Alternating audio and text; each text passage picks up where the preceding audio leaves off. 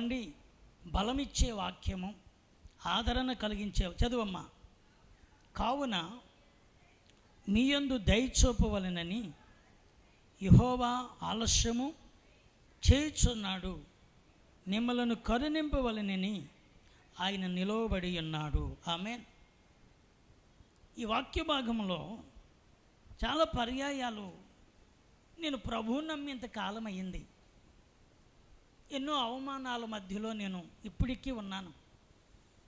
ఎన్నో పర్యాయాలు కుటుంబీకుల మధ్యలో ఒంటరిగానే నేను నా ప్రయాణం సాగుతుంది.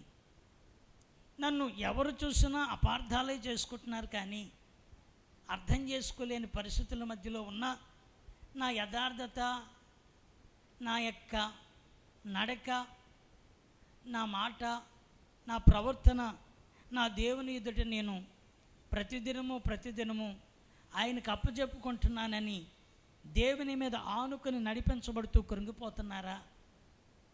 వాక్యములో యెషయా మరొక్కసారి ఆనాటి ప్రజలకు, ఆనాటి ఇబ్బందులలో ఉన్న యూదా జనాంగానికి, ఇశ్రాయేలు జనాంగానికి ఒక రకంగా చెప్పాలి అంటే ఎన్నో రకాలైన పరిస్థితుల మధ్యలో ఒక రకంగా కొన్నిసార్లు గాఢాంధకారపు చీకటి లాంటి సమస్యలు వారిని వచ్చినప్పుడు, కొన్నిసార్లు ముండ్ల మధ్యలో లాంటి మనుషులు యొక్క సూటిపోటి మాటలు వారిని గుచ్చుకుంటున్నప్పుడు నిరాశపడేవారముగా ఆనాడు వాళ్ళు ఉన్నారు, నేడు మనము కూడా ఉండొచ్చు. అయితే దేవుడు ఒక మాట చెప్తున్న మాట ఏంటంటే, ప్రవక్త అయిన యెషయాను నిలబెట్టి మాట్లాడుతున్న మాట ఏంటంటే, మీ యందు దయ చూపవలెనని నేను ఆలస్యం చేస్తున్నాను. ఆమేన్ చెప్పండి అమలారా. దేవుని కార్యాలు ఆలస్యం అవుతాయేమో, కానీ ఎప్పటికీ ఆయన కార్యాలు జరగలేనివిగా ఉండవు. ఆమేన్. దేవుని కార్యాలు కొంచెం మనం అనుకోవచ్చు, ఏంటి నాకు ఏంటి ఏంటి ఏంటి అనే ఆ పరిస్థితులను బట్టి మనము పదే ఆ ఇరుకులో ఉన్న ఇబ్బందులను బట్టి మనం అనుకోవచ్చు. కానీ ఇక్కడ వాగ్దానంలో ఉంది, ఆయన మిమ్మల్ని కరుణింపవలెనని ఆయన నిలబడి ఉన్నాడు. ఆమేన్ చెప్పండి. వాక్యం మీద పెట్టండి మనసు. ఇక్కడికి వచ్చిన తర్వాత ఇది దేవుని సంచరించే ఈ ప్రదేశం, దేవుని ఆత్మ సంచరించే ప్రదేశం. ఒక్కటే మనం నేర్చుకోవాలి. మనం ఆశీర్వదించబడాలంటే క్రమశిక్షణ చాలా అవసరం. పిల్లలకి చదువు రావాలంటే ముందు స్కూల్లో వాళ్ళకి ఏమి రావాలి, ముందు ఏమి నేర్పుతారు తెలుసా? ఆ డిసిప్లిన్ ఉండాలి, ఆ క్రమశిక్షణ ఉండాలి. క్రమశిక్షణ అనేది ముందు నేర్చుకోవాలి. క్రమశిక్షణ లేకపోతే నువ్వు ఎక్కడికి వెళ్తున్నావో తెలియదు, ఆ ప్రదేశం ఎలాంటిదో తెలియదు, నువ్వు కూర్చున్న స్థలం ఏమైనదో తెలియదు. దేవుని బిడ్డలారా, అందుకే క్రమశిక్షణ చాలా అవసరం. నువ్వు ఇక్కడ వచ్చినప్పుడు ఇక నీవు ఇక్కడ మనుషులతో కాదు, ఇక్కడ దేవుని యొక్క సన్నిధిలో నేను ఆయన ఇక్కడ ఉన్నామని చెప్పాలి. స్తోత్రం. ఇది ఎవరిని కలుసుకునే చోటు? ఆ రకంగా చెప్పండి. మనం ఎవరిని కలుసుకునే చోటు? ఇక్కడ దేవుణ్ణి కలవాలి. నువ్వు ప్రార్థన వచ్చిన వెంటనే ప్రార్థన చేసి, ప్రభువా నాతో మాట్లాడని అడిగినప్పుడు ఆయన నిన్ను కలుసుకుంటాడు. ఆమేన్ చెప్పండి. ఎన్నో బాధలతో వచ్చావు, ఎన్నో ఆశలతో వచ్చావు, ఎన్నో మనసులో రకరకాలైన మాటల చేత నలిగిపోతున్నావు, ఇబ్బందుల చేత నలిగిపోతున్నప్పుడు నీ పరిస్థితికి లోకములో దొరకలేదనే కదా ఇక్కడికి వచ్చింది. ఆమేన్. లోకములో దొరక కదా ఎక్కడికి వచ్చాం చెప్పరే? ఇక్కడికి ఎందుకు వచ్చాం? ఆదరించబడతామని, బలపరచబడతామని, ధైర్యపరచబడతామని,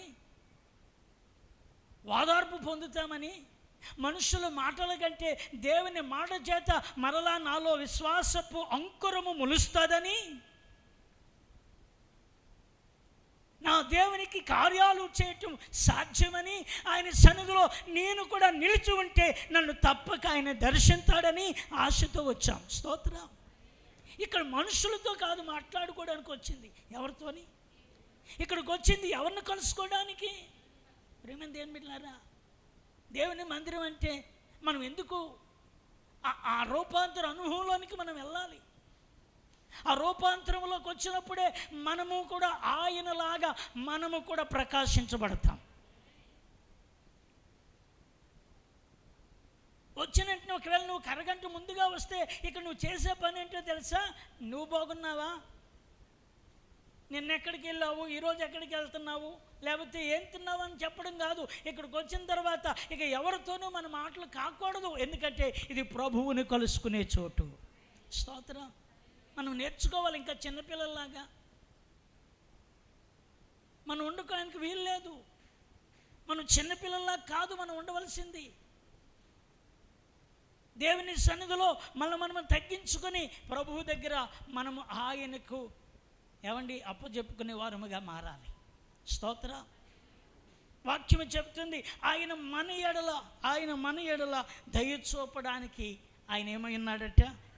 ఆలస్యం చేస్తున్నాడు. ఈరోజు నేను వాక్యాన్ని ధ్యానం చేస్తున్నప్పుడు, దేవుని సన్నిధిలో వాక్యాన్ని నేను గుర్తు చేసుకుంటున్నప్పుడు, యాకోబు కుమారుల్లో ఒకడయ్యున్న యోసేపు తర్వాత పుట్టాడు. అతడు యోసేపు తర్వాత పుట్టాడు. ఎవరికి? రాహేలుకి. చెప్పండి. రాహేలుకు పుట్టిన వాడిలో ఆఖరివాడు ఉన్నాడు, చిన్నవాడు ఉన్నాడు, బెన్యామీను. చెప్పండి. బెన్యామీను పుడుతూ ఉన్నప్పుడే ఇక ఆమె ప్రెగ్నెన్సీ ఉండి డెలివరీ అవుతూ చనిపోయింది. ఎవరు? రాహేలు డెలివరీలో చనిపోయింది. తెలుసా? రాహేలు బిడ్డను పుట్టి ఇదిగో ఆమె మంత్రసాని వచ్చి ఆమె పురుడు చేసే సమయంలో ఆమె చెప్తుంది, భయపడకు, నీకు పుట్టబోయే బిడ్డ మగబిడ్డే, ఇతడు మగబిడ్డే, భయపడకు అని అంటూ ఉన్నప్పుడే ఆమె ప్రసవించి ఒక మాట అన్నది.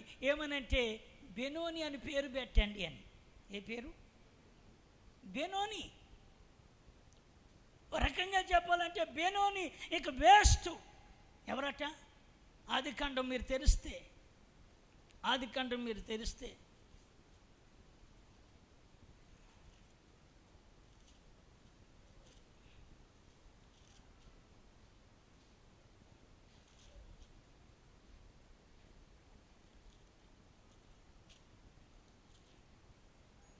స్తోత్రం. హల్లెలూయా. మీరు 35వ అధ్యాయము 17వ వచనం మీరు చదివితే, ఆమె ప్రసవం వలన ప్రయాసపడుచున్నప్పుడు మందరసాని ఆమెతో, భయపడకుము, ఇదియో నీకు కుమారుడని చెప్పెను. ఆమె మృతి పొందెను. ఆమె ప్రాణం పోతుండగా ఆమె అతని పేరు బెనోని అనెను. రాహేలు పుడుతూ ఆమె చనిపోతుండగానే ఆ శిశువుకు ఒక పేరు పెట్టేసింది. ఏ పేరు? బెనోని. అంటే దాని అర్థము కిందనుంది, దుఃఖమే. ఏంటట?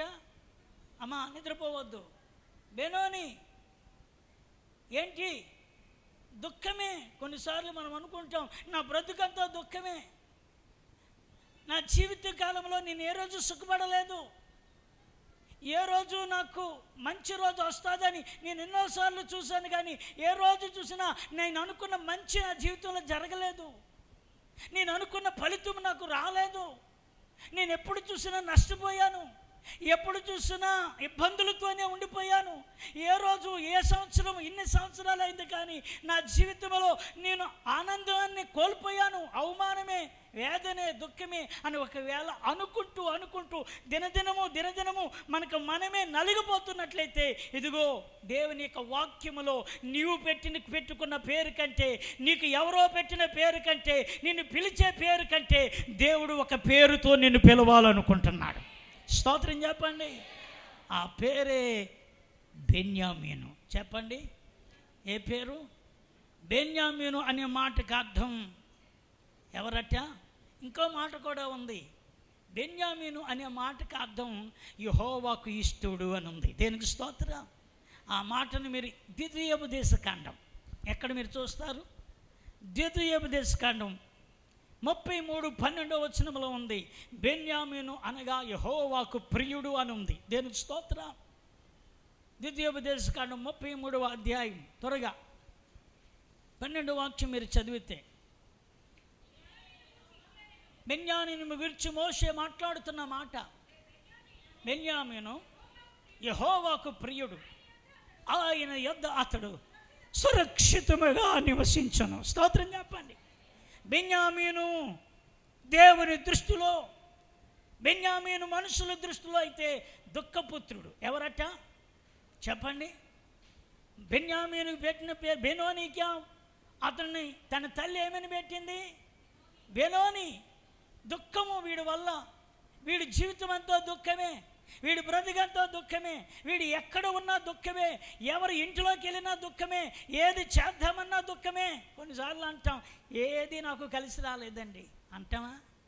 ఏ పని చేద్దామంటే అదేమవుతుంది? మాట్లాడరే? కొన్నిసార్లు అంటాం కదా, ఏది పట్టుకుంటే అదేమవుతుంది? బంగారాన్ని పట్టుకున్నా మట్టి అయిపోయినట్లు అవుతుందండి. ఏ వ్యాపారం నాకు రాణించలేదండి, ఏ పని చేసినా నాకు నిలవలేదండి, ఏ రకంగా కూడా నేను స్థిరపరచలేకపోతున్నానని ఒకవేళ నువ్వు అనుకుంటున్నావేమో. కానీ దేవుని యొక్క వాగ్దానము, దేవుడి ఈ మధ్యాహ్న సమయంలో ఈ ఉదయకాలం అంటున్నాడు, ఆయన మీ పట్ల దయ చూపడానికి వేచి ఉన్నాడు. స్తోత్రం. ఆయన మిమ్మల్ని ఘనమైన వారిగా చేయడానికి నిలిచి ఉన్నాడు.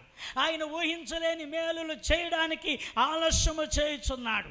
ఆయన తప్పక మన ఎడల కనికరించి ఆయన ఉన్నతమైన స్థలములలో మనల్ని ఎక్కించడానికి ఆయన సమీపముగా ఉన్న దేవుడు. స్తోత్రం.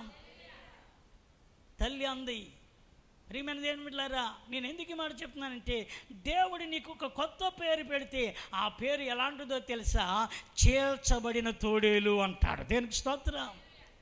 ఎవరట అంటాడు కదా. యాకోబు చివరి అధ్యాయంలోనికి వెళ్తే బెన్యామీను ఆదికాండంలోనే మీరు చూస్తే, ఆదికాండంలోనే బెన్యామీను చీల్చబడిన ఎవరట? చీల్చినట్టి తోడేలు. స్తోత్రం. ఎన్నో వచ్చును? 49వ అధ్యాయములో 27వ వచనములో ఏమనుంది? బెన్యామీను చీల్చినట్టి అతడు ఉదయమందు ఎర్రన తిని అస్తమయమైందు దోపుడి సొమ్ము పంచుకొనును. దేనికి స్తోత్రం. ఒక రకంగా చెప్పాలంటే పనికి రాని బెనోనిని దేవుడు ఎలా మార్చేశాడు? ఇప్పుడు చెప్పండి. అనగా దాని అర్థం ఏంటంటే యుద్ధ వీరుడట. ఆమెను చెప్పండి. బెన్యామీను ఎవరు చెప్పండి? ఎవరట అంటే ఒక సామాన్యుడిని దేవుడు ఎలా మార్చాడు?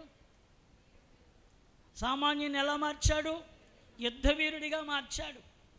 అందుకే చేల్చబడినట్టి తోడేలు అంటే దాని అర్థం ఏంటంటే పరాక్రమం కలిగిన వాడట. ఆమెను చెప్పండి. హల్లెలూయా.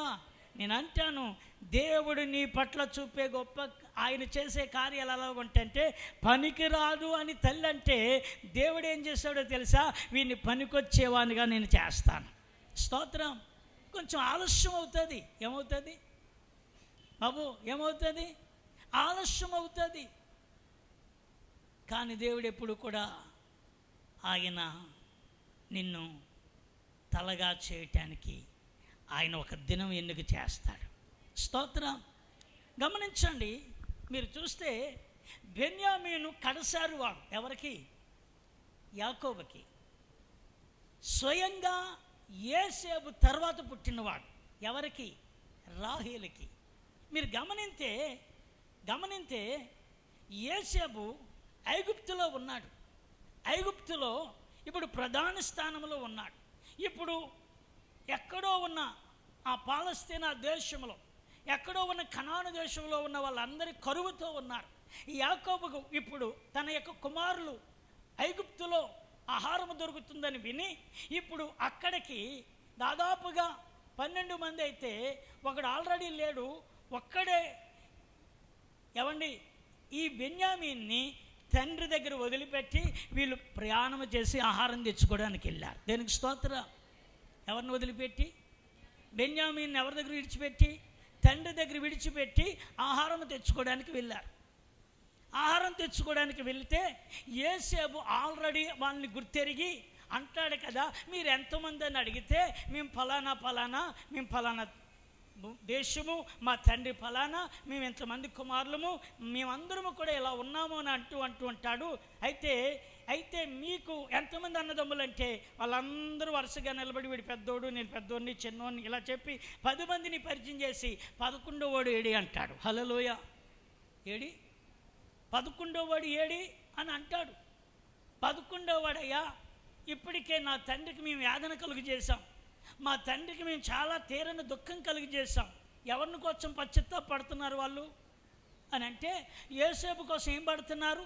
పశ్చాత్తాపడుతున్నారు. మా తండ్రికి మేము తీరని దుఃఖం కలుగు చేసాం. ఒకప్పుడు మా తండ్రి ఇలా ఉండేవాడు కాదు, చాలా యాక్టివ్గా ఉండేవాడు, చాలా బలంగా ఉండేవాడు, చాలా చురుకుగా ఉండేవాడు. ఆయన వయసుతో పని లేకుండా చాలా శక్తివంతునిగా తిరిగేవాడు. కానీ ఇదిగో ఒకప్పటి నుంచి మా తండ్రికి మేము చాలా దుఃఖం కలుగు చేసామన్నట్లుగా యోసేపు విషయంలో వాళ్ళ మనసులో పశ్చాత్తాపడుతూ తండ్రి యొక్క స్థానంలో చిన్నోడిని విడిచిపెట్టి వచ్చి వీళ్ళు ఆహారం పట్టుకుని వెళ్తున్నారు. దేనికి స్తోత్రం. ప్రేమింది ఏంటి మిట్లారా, ఇప్పుడు సడన్గా ఏం చేశారంటే, మీకు ఆహారం ఇవ్వాలని అంటే మీ అన్నదమ్ములందరూ కూడా ఏం చేయండి, ఇక్కడికి తీసుకుని మీ మాట నేను నమ్మాలో లేదో తెలియాలంటే ఆ చిన్నవాడిని కూడా ఏం చేయండి, తీసుకురండి. వాక్యంలో మీరు చూస్తే ఆ తర్వాత మీరు ఇంటికి వెళ్ళాక చదవండి, మీరు వాళ్ళందరూ ధాన్యాలు మూటగట్టుకుని వాళ్ళందరూ కూడా సంచుల్లో ఆ ద్రవ్యాన్ని తీసి వాళ్ళకి ఇచ్చేద్దాం అనుకున్నప్పుడు అందులో కొన్ని రోకలు కలిసి పెట్టేశారు. దేవునికి స్తోత్రం. ఏం పెట్టేశారు? కొన్ని రోకలను ఏం చేశారు, వాటిలో కలిపి మరలా మూటలు కట్టి పంపుతూ ఉన్నప్పుడు యోసేపు వారిని బంధించాడు. దేనికి స్తోత్రం.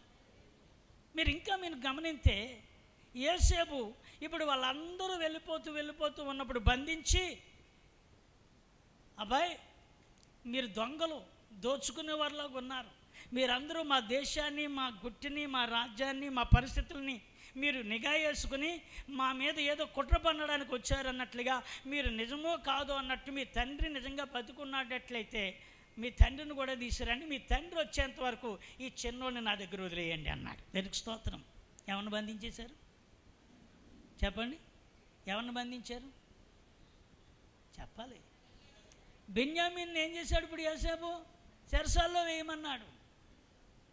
అప్పటికే రూబేను, అప్పటికే సిమ్యోను, లేవి, ఇలా వీళ్ళందరూ కూడా అయ్యో అలా చేయకండి అయ్యా, మాలో ఎవరైనా ఉండనివ్వండి, కానీ ఈ చిన్నోని మాత్రం ఏం చేయకండి.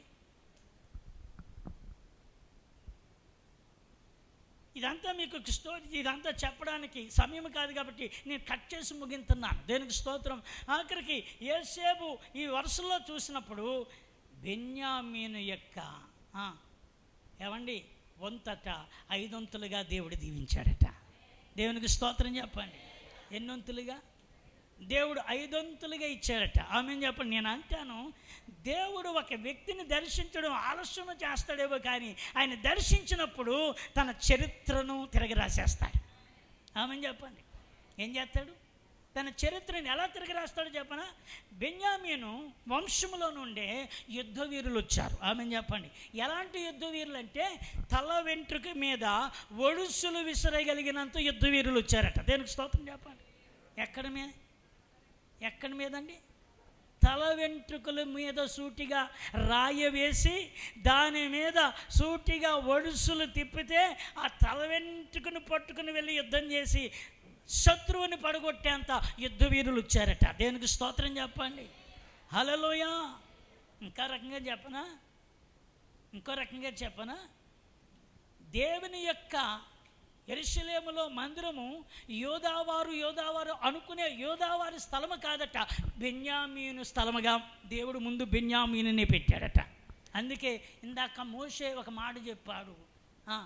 మోషే పలికిన మాట యెహోవాకి ప్రియుడు. స్తోత్రం. ఎవరు? మోషే ఏం చెప్పాడు? ద్వితీయోపదేశకాండం 33:12 ఏం చెప్పాడు? బెన్యామీను అతని దగ్గర సురక్షితముగా, దేవుని దగ్గర బెన్యామీను యెహోవాకు ప్రియుడు, ఆయన యొద్ద అతడు సురక్షితముగా నివసించును. ఎవరి దగ్గర? ఎవరి దగ్గర? బెన్యామీను ఎవరికి ప్రియుడట చెప్పండి? మనుషులకు చేదైన వాడు, మనుషులకు వేదనైన వాడు, మనుషులకి పనికిరాని వాడు, మనుషులకి ఏ మాత్రం ఉపయోగం లేనివాడు ఎవరికి ఉన్నతముగా అయిపోయాడంటే దేవునికి ప్రియుడైపోయాడట. చప్పట్లు కొట్టి స్తోత్రం చెప్పండి. నేను అంటాను, ఒకవేళ నీవు నేను మనకు వస్తున్న పరిస్థితుల మధ్యలో నలిగిపోతూ పడిపోతూ నేనంటే ఎవరికి అక్కరలేదన్నట్టుగా ఒకవేళ మనుషులందరూ నిన్ను తృణీకరిస్తే ఒక దినం రాబోతుంది, దేవుడు నిన్ను ప్రియుడిగా ప్రియురాలుగా అంగీకరించబోతున్నాడు. స్తోత్రం చెప్పండి. యెహోవాకి అతని యొద్ద అతడు ఏం చేసిను? సురక్షితముగా ఏం చేయనట్ట? ఇప్పుడు చెప్పండి, బెన్యామీను అల్పుడా గనుడా? చెప్పండి.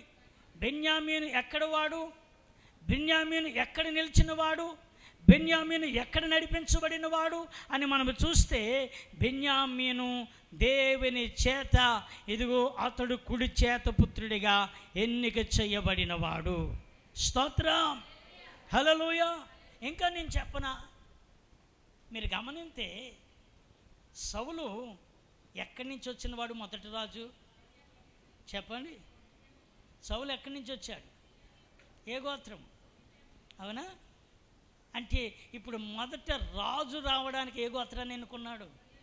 బెన్యామీను గోత్రాన్ని ఎన్నుకున్నాడు. ఇంకా కొత్త నిబంధనలో కూడా చెప్పనా, పౌలు కూడా ఏ గోత్రికుడు? పౌలు కూడా ఏ గోత్రికుడు చెప్పాలి. పౌలు కూడా ఏమంటాడు? పిలిపి ఆ పత్రిక చూడండి.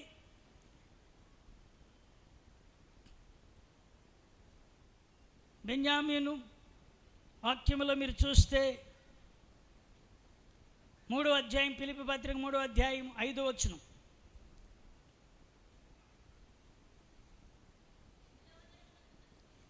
చదవండి. ఇశ్రాయేలు వంశపు వాడినై బెన్యామీను గోత్రములో పుట్టి హెబ్రీల సంతానమైన హెబ్రీయుడినై. చాలమ్మా ఒక్క మాట కోసమే, దేనికి స్తోత్రం. ఏమండి, పౌలు సౌలని ఎందుకు పెట్టుకున్నాడు తెలుసా? తన గోత్రాన్ని ఎక్స్ప్లెయిన్ చేయడానికి పెట్టుకున్నాడట. దేనికి స్తోత్రం. ఏం చేయడానికి? హలో, ఇశ్రాయేలుకు మొదటి రాజు ఎవరు? సౌలు. ఇప్పుడు పౌలు ఎవరి పేరు పెట్టుకున్నాడు? సౌలు పేరు పెట్టుకున్నాడు. కారణము, మా గోత్రము చిన్నదని మీరు చూడకండి, మీ గోత్రాలన్నిటికంటే కూడా యోగ్యమైన గోత్రముగా దేవుడు మమ్మల్ని చేశాడు అని. దేనికి స్తోత్రం. సౌలు అంటాడు కదా, మా గోత్రములన్నింటిలో అల్పమైన చిన్న గోత్రము ఏ గోత్రము? బెన్యామీను గోత్రం అని అనుకుని మీరు అనుకోవచ్చు. కానీ చిన్న గోత్రమైన బెన్యామీను గోత్రములో నుండే దేవుడు మొట్టమొదటి రాజును ఇశ్రాయేలు ప్రజలకు రాజుగా చేశాడు.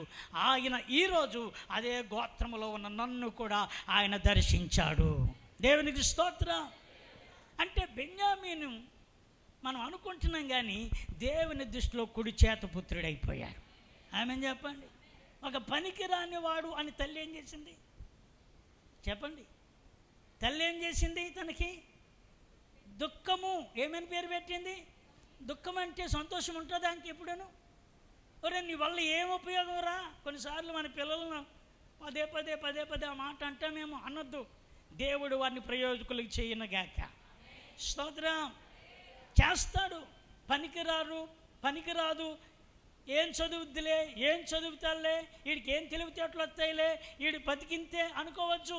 నువ్వు అనుకున్నట్లుగా దేవుడు అనుకోడు. ఆయన పనికి రాని దానిని పనికొచ్చే రీతిగా చేయగలడు. ఎంతమంది నమ్ముతున్నారు? కొన్నిసార్లు చదివితేనే గొప్ప అనుకోకండి, చదువుంటేనే పైకి వస్తాడని అనుకోకండి. చదువు లేనివాడు 10 మందికి పనులు ఎత్తున్నాడు. దేనికి స్తోత్రం చెప్పండి. అవునంటారా? చదువు లేనివాడు 10 మందికి ఏం చేస్తున్నాడు? మొన్న ఒక ఆయన అంటాడు, నేను బీటెక్ చేశానండి, పలానా చేశానండి, మరి ఏం బాబు ఉద్యోగం మానేసి? ఉద్యోగం కంటే నేను పెట్టుకున్న ఈ డైరీ ఫామ్లోనే నెలకి 30 లక్షలు వస్తుందండి అంటాడు. ఎంత వస్తుందట చెప్పరే? ఎన్ని లక్షలు? నెలకి 30 లక్షలు వస్తుందండి. అవునా కాదు? వస్తుందా? ఈయన అడగాల. దాన్ని చదివినోడు ఇతనే. స్తోత్రం చెప్పండి. వాళ్ళని అడిగితే చెప్తారు, మరేమయ్యా బీటెక్ చేసి ఇంత చదివి ఇన్ని డిగ్రీలు పొందుకొని ఇదెందుకు వచ్చేసావంటే, నేను ఇదివరకు దీని విలువ నాకు తెలియదండి. దేని విలువ చదువు ఉంటేనే, చదువే గొప్పదనుకున్నానండి. చదవడం వల్లే నాకు ప్రయోజనం అవుతుంది అనుకున్నానండి. చదవడం వల్లే నేను చాలా ఎక్కువగా సంపాదించవచ్చు అనుకున్నానండి. కానీ ఆ చదువు నాకు స్ట్రెస్ తెచ్చిందండి.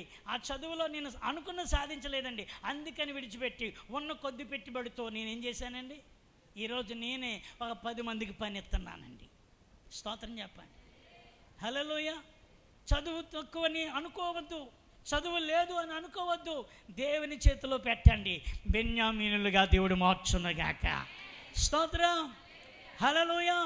బెనోని నువ్వు వేదన దుఃఖము అని పేరు పెడితే ఆ పేరు మార్చేసి బెన్యామీను అంటున్నాడు, చీల్చబడినట్టి తోడేలు. స్తోత్రం చెప్పండి. ఎలాంటి తోడేలట? చీల్చబడినట్టి తోడేలు. అంటే రోషము కలిగిన వాడు, పట్టుదల కలిగిన వాడు. ఏమాత్రము కూడా వేటడం మొదలు పెడితే, వేటకు వెళ్ళడం మొదలు పెడితే జింక పడేదాకా, ఎరపడేదాకా, అనుకున్నది సాధించేదాకా విడిచిపెట్టిన అనుభవము బెన్యామీనులో లేదు. దాని కారణము ఆయన బెన్యామీనుగా పట్టుకున్నవాడు ఆయన. స్తోత్రం చెప్పండి. దేని బిడ్డలారా, మనం అనుకోవచ్చు నేను ఎందుకు పనికిరానని. 10 సంవత్సరాలు ఏమండి శాపముతో ఉన్న ఆమె, 10 సంవత్సరాలు పితరుల శాపాలు ఆమెను వెంటాడుతూ, ఆ దేశంలో ఉన్న దరిద్రతను బట్టి ఆమె వెంటాడబడుతూ ఉన్న శాపకరమైన మోయాబు నుండి వచ్చిన ఒక స్త్రీనే ఇశ్రాయేలులకు మూల తల్లిగా చేసి యేసయ్య జన్మస్థలములో ఆమె పేరును లిఖించిన దేవుడు మనం ఆరాధించే దేవుడు. ఎవరు ఆమె? చెప్పండి గట్టిగా. ఎవరు ఆమె? ఎన్ని తరాల శాపం అది? ఎన్ని తరాల శాపం? 10 తరాల శాపము. దేవుడు ఇప్పుడు రూతు జీవితంలో శాపాన్ని దీవెనగా మార్చేశాడు. స్తోత్రం. ఎలాంటి దీవెనగా మార్చాడు? చెప్పండి. ఒక రకంగా చెప్పాలంటే, దావీదు దగ్గరికి వెళ్తే మీ నాన్నమ్మ ఎవరయ్యా అంటే చెప్పక తప్పదు, మా నాన్నమ్మ ఆవిడే అని చెప్పాలి. స్తోత్రం. ఎవరి దగ్గరికి వెళ్తే? అవునా? దావీదు తండ్రికి తండ్రి అయినా బోయాజు ఎవరిని కన్నాడట? అక్కడ కనబడుతుంది కదా. స్తోత్రం. హల్లెలూయా. చూడండి, రూతు గ్రంథము చివరిలోకి వస్తే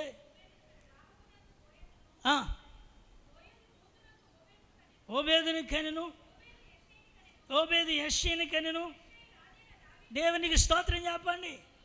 ఇప్పుడు దావీదుకు ఎవరిమే? రూత్ ఎవరవుతుంది? మాట్లాడండి. రూత్ ఏమవుతుంది? నాన్నమ్మ కదా. ఎక్కడి నుంచి వచ్చింది ఆమె? పనికిరాని స్థలంలో నుంచి వచ్చింది. శపించబడిన అనుభవాల్లో నుంచి వచ్చింది. శాపమే నీ బ్రతుకనుకుని అందరూ కూడా నువ్వు శపించబడిన వ్యక్తివి, మాతో నీకేమాత్రము కూడా సహవాసము లేదని ఆ యొక్క రూతుని గురించి ఆ యొక్క బెత్లెహేములో అందరూ కూడా వెలివేసినట్లుగా చూస్తే, వాక్యములో బోయాజు అంటాడు, నీవు మునుపటి దానికంటే ఇప్పుడు మరింతగా నీ ప్రవర్తన సత్ప్రవర్తనగా మారింది. ఇదిగో ఇశ్రాయేలు దేవుడు నీకు ప్రతిఫలం ఇచ్చునుగాక అంటాడు. దేవునికి స్తోత్రం. నీకేమిస్తాడు ఆయన? ఉందా మాట? 2వ అధ్యాయము చదవండి.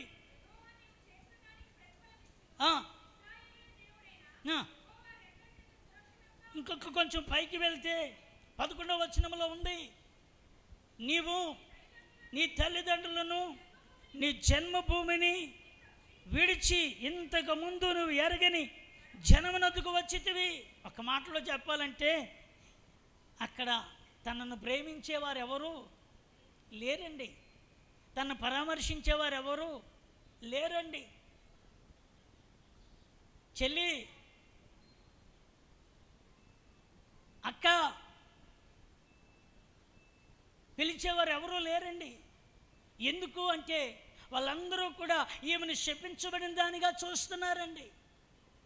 శాపగ్రస్తమైన వ్యక్తిగానే వాళ్ళు ఆమెను గూర్చి పలు విధాలుగా మాట్లాడుకుంటున్నారండి.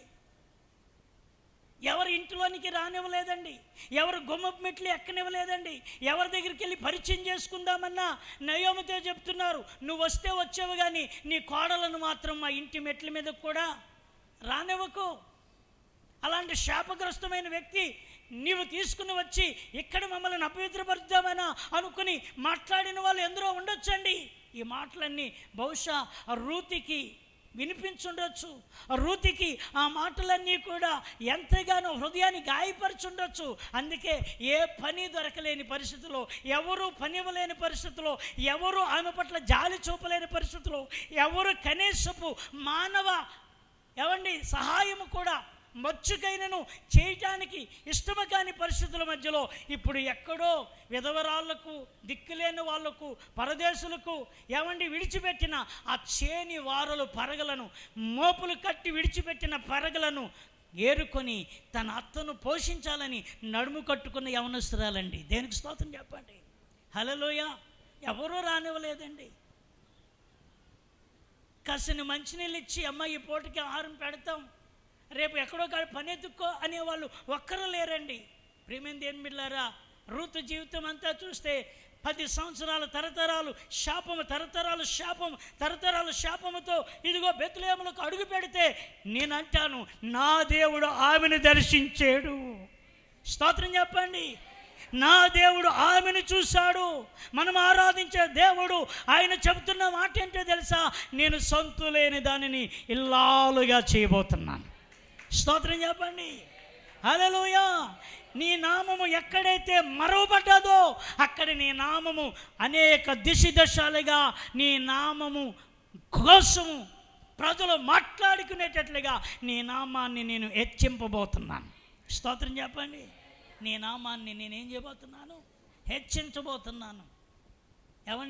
దిక్కులేని పరిస్థితుల్లో, ఏ రకముగా కూడా సహకరించలేని మనుషుల మధ్యలో ఇప్పుడు ఆమె పరగేరుకొని నడుము కట్టుకొని ఆ యవనస్తుల మధ్యలోకి వెళ్ళి ఆ చేనులో ఉన్న ఆ మండు టెండలో పొద్దుటి వెళ్ళి సాయంకాలం వరకు కూడా ఆ పరిగి గింజలు ఏరుకొని తెచ్చి అవి అడ్డుడవుతాయో, 3 దవలు అవుతాయో, 4 దవలు అవుతాయో, కుంచుడవుతాయో ఏరి ఏరి ఏరి కాసింత చేపు నీళ్లు తాగి గొట్టు మీదకి వచ్చి మళ్ళా ఎక్కడ అవి తరిగి మళ్ళీ పోగొట్టుకుంటాను. ఈరోజు సాయంకాలం అయిపోతే మళ్ళా చీకటి పడిపోతాయి, ఎక్కడ నాకు కనబడలేవు అని అవన్నీ పోగేసుకుని మూట కొట్టుకుని చీకటి పడే వేళకి ఇంటికి వెళ్ళి అవి దొలగొట్టుకుని ఇంట్లో ఆహారంగా కూర్చుకునేది.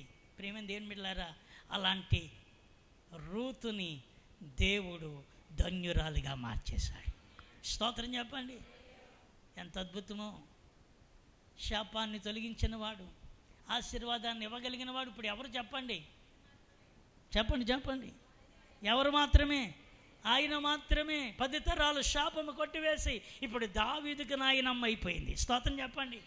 ఇశ్రాయేలులందరికీ ఆమె ఆ రకంగా చెప్పాలంటే నీవు మాకు తల్లివమ్మ అన్నట్టుగా మారిపోయింది. దేనికి స్తోత్రం.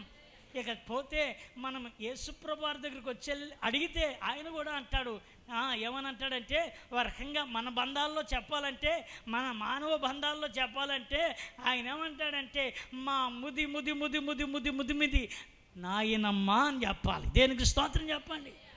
ఎవరట? ఎవరు? అందరికీ రూతు ఎలాంటిది? అక్కరకు రానిది, అక్కర లేనిది, ద్వేషించబడినది, దూషణ పాలైనది, ఎందుకు పనికిరానిది. నేను అదే అంటాను, ఆయన ఆలస్యము చేస్తాడేమో కానీ నీ పక్షముగా కార్యం చేయబోతున్నాడు. స్తోత్రం చెప్పండి. ఆయన ఆలస్యము చేస్తాడేమో కానీ బెన్యామీన్ తల్లి పెట్టిన పేరు బెనోని, కానీ దేవుడు పెట్టిన పేరు, తన తండ్రిగా యాకోబు పెట్టిన పేరు ఏంటంటే బెన్యామీన్. ఎవరో తెలుసా?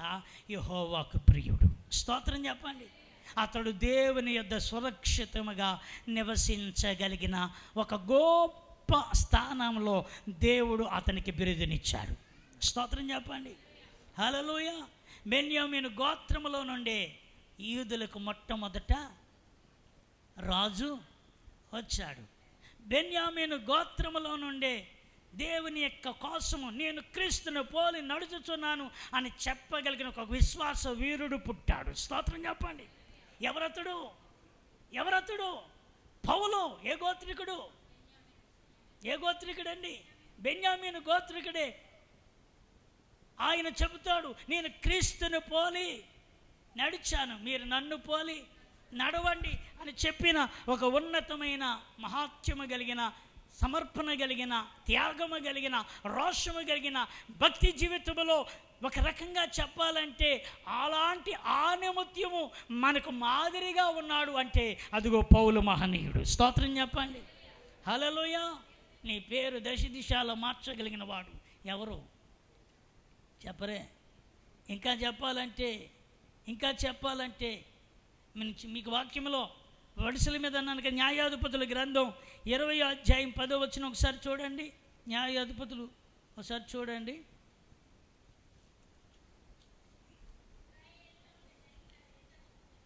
ఆ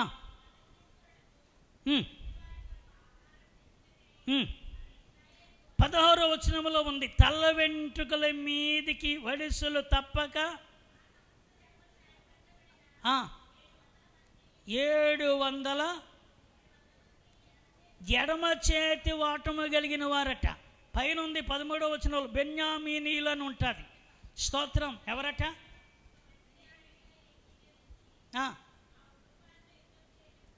యుద్ధము చేయడానికి పోనిరి.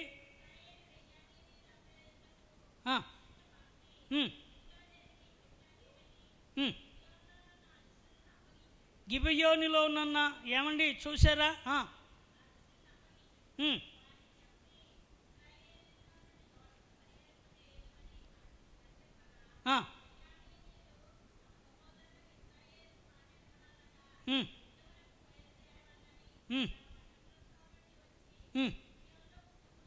చాలమ్మా, దేవునికి స్తోత్రం. హల్లెలూయా. మీరు ఈ మాటలన్నీ తర్వాత మీరు ఇంటికి వెళ్ళాక చూడండి. ఇక్కడ ఏముందంటే 14వ వచనంలో, యుద్ధమునకు బయలుదేరవలనని తమ పట్టణంలో నుండి వచ్చిన గిబియోనీయులు కూడుకున్నప్పుడు ఆ దినమున బెన్యామీయులు తమ సంఖ్యను మొత్తము చేయగా 700 మంది అయిన గిబియో నివాసులుగాక కత్తిదియు సమర్థులైన పట్టణ నుండి వచ్చిన వారు 26. ఆ సమస్త జనులు నేర్పరచబడిన 700 మంది ఎడమ చేత వాటము గలవారు. వీరిలో ప్రతివాడును గురిగా నుంచబడిన తల వెంట్రుకల మీద వడిసెలరాయి తప్పగా విసరగలవాడు అని ఉంది. దేనికి స్తోత్రం. ఇప్పుడు చెప్పండి, వాళ్ళు ఏమై ఉన్న వాళ్ళు? వాళ్ళు గురి తప్పని వాళ్ళు. స్తోత్రం చెప్పండి. ఏం తప్పరు? దేని మీదట? సామాన్యంగా కాదు, అది చూస్తేనే ఒళ్ళు గగ్గురు పరుచుకుంటుంది. ఏమండి, ఇప్పుడు ట్రైనింగ్ ఇచ్చే మిలిటరీ దళాలు కావచ్చు, నేవీ దళాలు కావచ్చు, ఎయిర్ ఫోర్స్ దళాలు కావచ్చు, అనేక రకాలైన ఉన్నాయి. వీళ్ళందరూ కూడా వాళ్ళు షూట్ చేసేటప్పుడు ఫెయిల్ అవుతూ ఉంటారు. అందులో కొందరే సెలక్షన్ అవుతారు. నేను అంటాను, బెన్యామీను దేవుడు ఎలా చేశాడంటే, ఒరే తల వెంట్రుకల మీద ఎడమ చేతి వాటం గలవాలట. మళ్ళీని ఎలాంటి వాళ్ళు వీళ్ళు? ఈ ఎడమ చేతితో తిప్పి వదిలితే ఆ రాయట తల వెంట్రుక మీద పరిగెట్టి గురి స్థలానికి వెళుతుందట. స్తోత్రం చెప్పండి. అంటే దేవుడు గురి తప్పని వాడిగా నిన్ను చేయబోతున్నాడు. ఆమేన్ చెప్పండి. హల్లెలూయా. నేను ముగించున్నాను ప్రియులారా. ఎందుకు ఈ మాట చెప్తున్నానంటే, ఆయన మీ ఎడల ఏం చూపవలెనని? దయ చూపవలెనని ఆయన ఆలస్యము చేయుచున్నాడు. ఇంకో మాట అక్కడే ఉంది కదా, మిమ్మల్ని కరుణించవలెనని ఆయన నిలవబడి ఉన్నాడు. ఆయన కరుణించాలని నిలవబడిన వాడు మిమ్మలను దయచూపాలని ఆలస్యము చేయుచున్నవాడే తప్ప ఆయన విడిచిపెట్టేవాడు ఎంత మాత్రము. దేవునికి స్తోత్రం. హల్లెలూయా. ఆయన విడిచిపెట్టేవాడు కాదు. ఆయన ఎన్నడూ మాట తప్పేవాడు కాదు. ఆయన నిన్న నేడు నిరంతరము ఏకరీతిగా ఉన్నవాడు. పనికిరాని దానిని ఏం చేయగలడు చెప్పండి? ఈ మధ్యాహ్న సమయంలో ఆయన పనికిరాని దానిని, ఒకవేళ నువ్వు పనికిరాని వ్యక్తి అని అనుకుంటున్నావా? విడవబడిన వ్యక్తివని అనుకుంటున్నావా? ఇంక నా జీవితంలో ఏ మేలు జరగదేమో, నేను ఇందులో ప్రభువుని వెంబడించి రక్షింపబడి మారు మనసు పొంది బాప్తిజం పొంది ఆయన సన్నిధిలో ఉన్నప్పటి నుంచి అన్నీ అపజేయాలి, అన్నీ నా జీవితంలో వెనకబాడిపోయిన పరిస్థితులే అని ఒకవేళ కృంగిపోతూ ఉన్నట్లయితే, ఇదిగో ఈ మధ్యాహ్న సమయంలో ప్రభువు సూటిగా రూఢిగా ఆయన మరొకసారి మనతో మాట్లాడుతున్న మాట ఏంటో తెలుసా? నేను మిమ్మల్ని దయ చూపడానికి సిద్ధంగా ఉన్నాను. స్తోత్ర. నేను మిమ్మల్ని దీవించడానికి సమీపముగా, నేను మిమ్మల్ని విస్తరింప చేయడానికి నిలిచి ఉన్నాను. లేచి నిలబడదామా? లేచి నిలబడదామా? బెన్యామీను